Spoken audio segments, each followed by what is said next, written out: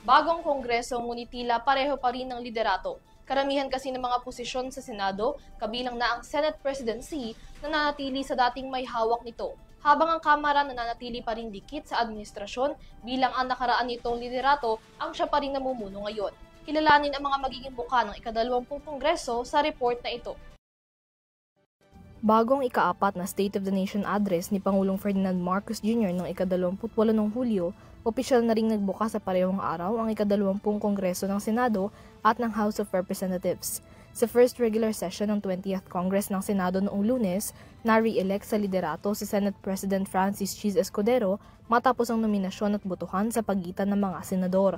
19 na boto ang nakuha ni Escudero mula kina Senador Bam Aquino, Alan Peter Cayetano, Pia Cayetano, Bato de la Rosa, J.V. Ejercito, Jinggoy Estrada, Sherwin Gatchalian, Bongo, Lito Lapid, Rodante Marcoleta, Amy Marcos, Robin Padilla, Kiko Pangilinan, Erwin at Rafi Tulfo, Joel Villanueva, Camille at Mark Villar at Tito Soto.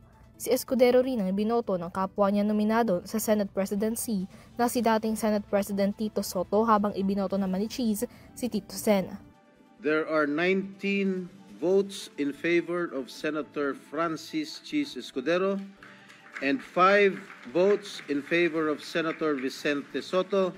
Senator Francis Cheese Escudero is therefore elected President of the Senate. I state your name. I, Francis Cheese G. Escudero, Having been elected to the position of Senate President, do hereby solemnly swear do hereby solemnly swear that I will well and faithfully discharge that I will well and faithfully discharge, to the best of my ability, to the best of my ability, the duties of my present position the duties of my present position, and of all other I may hereafter and of all others I may hereafter hold under the Republic of the Philippines, hold under the Republic of the Philippines, that I will support that I will support and defend the Constitution of the Philippines, and defend the Constitution of the Philippines, that I will obey the laws, that I will obey the laws, legal orders and decrees promulgated by the duly constituted authorities,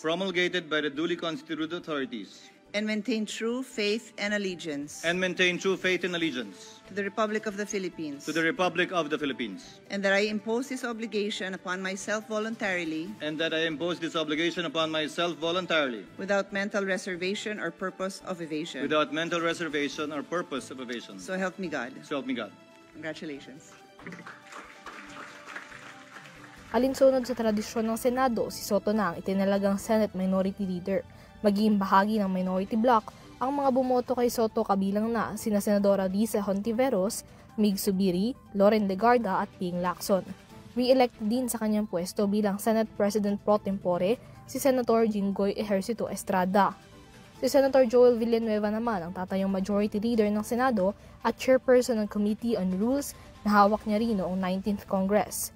Ultimately, every act we take, every law we make, must pass a single test.